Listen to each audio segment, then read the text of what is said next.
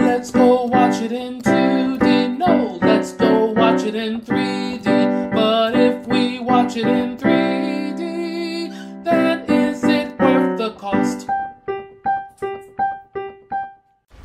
What is that? That is London. 60 minutes is all it took to bring humanity to the very brink of extinction. Mankind mobilized. A new age arose. The age of the great predator cities. Survival of the fastest. Hello, hello, hello. This is Adolf Vega. Today I have with me Jake Jarvis. And today we're reviewing Mortal Engines. As always, we'll talk about the 3D element first. Jake, what'd you think of the 3D? It was there, kind of, almost. I was really disappointed. These gorgeous visuals, and it just didn't seem to have a whole lot of depth. And this is easily the weakest of Peter Jackson's movies, the 3D. In fact, I didn't get anything out of it. If you've got to see this, just save yourself a lot of money and see it in 2D. Now, you said there's a lot of cardboard effects in your written review. Okay, you know, when you have 3D, you have to layer it out to give it a rounded effect. Well, there were several scenes, especially with S running, and then it would just, the scene, she would look like, almost like a cardboard cutout, because it's just, a flat surface sticks out. And she looked almost like a gingerbread man running. So it just didn't look natural. Yeah, did not look natural at all. And they went, I mean, it happens in every conversion, but it just seemed to be much more noticeable with this one. You know, it's a real shame because when I watched it, I watched this movie too, but I watched the free screening of it and it was in 2D, and I was like, oh, this part would have looked really good in 3D. And it looks like it wasn't. No, but it's also, you have to admit, a lot of theaters don't take a lot of care with 3D, which is a real shame. They hose us all these surcharges, and then they just flip a button and don't even bother to adjust it. All right, so your final verdict is a weak 3D, 2D recommended, am I right? Yep, exactly.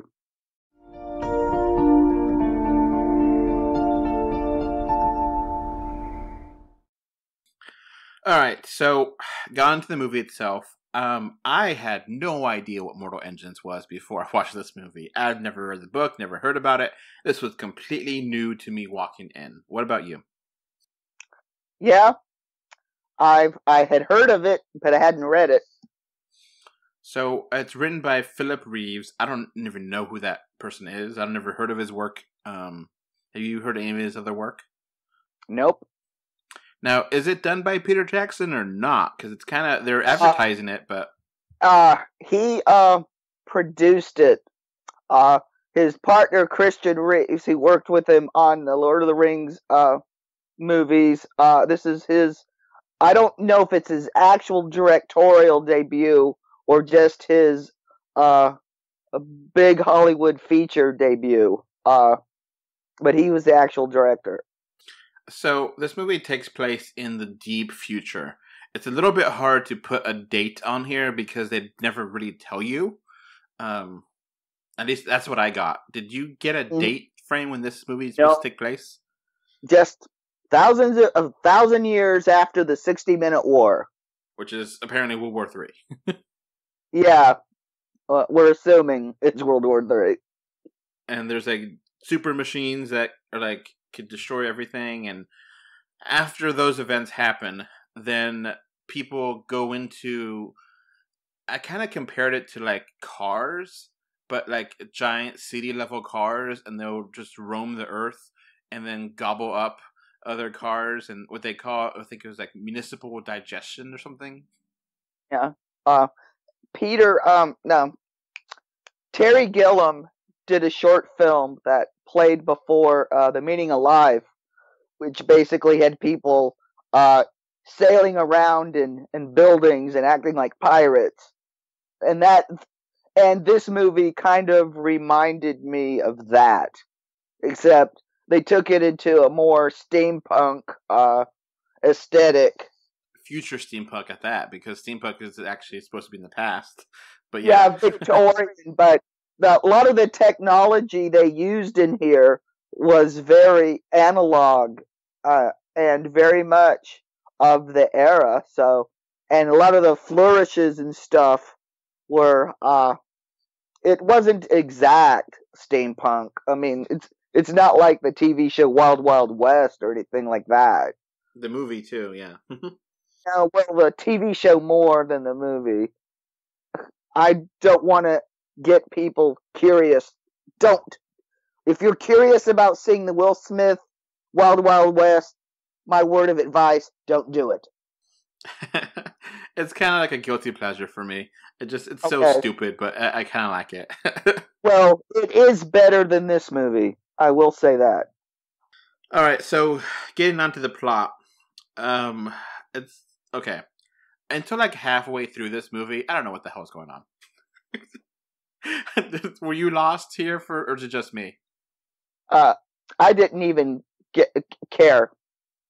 Okay, you didn't care. I was kind of lost. I was like, okay, I don't know what's going on. And then they finally kind of explain things in like flashbacks. And like, I was telling my wife, because I watched this with her on our anniversary, that I feel like this is like the third movie in a series, and they have flashbacks to the first and second movies. And by the time you get to the end of the movie, you understand the whole picture, but it really starts off pretty rough. Like, I don't know what's going on. You're just following this one guy, you know, and the one city gobbles up another city, and then there's this one woman that wears red that wants to kill this one guy, but you don't understand why. And then this other guy, he wants to stay in there and, you know, study he's like an archaeologist or something. Tom is the name of the character, and the other character, Hester, and then they escape, and then they're trying to stop the character, the evil Valentine. Thaddeus Valentine, which is an amazing name, but which, you know, very charismatic villain from like taking over the world, and that's basically the story here. We also get some stuff with like a robot and the resurrected man, voiced by Stephen Lang. Since he lost out Cable, he took the next best thing, I guess. That was an interesting story, but it didn't, like, okay, it could have been resolved in like a sentence. Oh, I figure the only reason they left it in there is because Stephen Lang was just so charismatic and so good. He was 100. You know, when his heart broke, you know, you just got the feels. But you know, the object of his affection, she was not worth it. I mean, the two leads in here are the most charismatic leads I have seen in a big 3D blockbuster movie since John Carter. It's just bland. Like, I just don't care. They had no chemistry, nothing. I mean, I found myself rooting for Thaddeus Valentine. At least he was charismatic. Yeah, and interesting. And and Robert Sheehan, the guy who plays Tom. I mean, you might remember him from the British version of The Misfits and that incredibly terrible Portland shot movie with David Tennant called Bad Samaritan. You know, this movie is an interesting premise. I've never seen anything quite like it. The visuals are amazing. And I did not really question anything that was going on screen. You know, I gotta give it that. The visuals were spectacular, but the story does not hold a candle to the visuals. Yeah. I'm just wondering if this is going to be like Blade Runner for 13-year-olds. Because because my thought is this: I'm just too grown up for this to put up with the foolishness of the way they're laying this out. I was just like, I'm over it. It's pretty, but it's bad. Now, like, the machine part I found interesting, but, like, it doesn't make any sense. I just kind of let it go and we're like, all right, whatever. It makes sense in the movie and move on. And, so it's an interesting premise, only a okay, so-so kind of movie. What do you give it? 5. All right. I like it a little bit more than you. I'll give it a 6, but just like a little bit more. It's not really worth your time. The only thing that's kind of weird is that it's a great thing to see on the big screen because the big, huge things you see, but at the same time, you don't want to see this on the big screen because you don't want to pay that much, Mm-hmm. You don't want to see, the big, huge New London, it looks awesome in a giant screen. It's not going to work the same if you watch it on your TV or your monitor at home. It won't work the same. It doesn't have the same impact. But I can't really recommend someone go out of their way to see this. It's, okay. Some parts are good. I think some of the flashbacks are more interesting than the actual movie. Mm-hmm. Yeah, this movie is like one expedition dump after another. They don't miss an opportunity to tell you something when showing it would have been better. And like that, I forget that Asian woman's name. They never really explained much of her at all. Yeah, Anna Fong. Oh God, I can't remember that actress's name. She was really interesting. What little she was there. So yeah, it's just okay.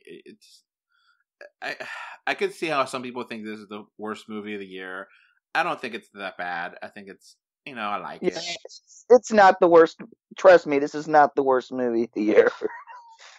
So, alright, I guess that's going to be it. I don't really feel like it's worth the effort to even do a spoiler cast, so that's going to be basically it.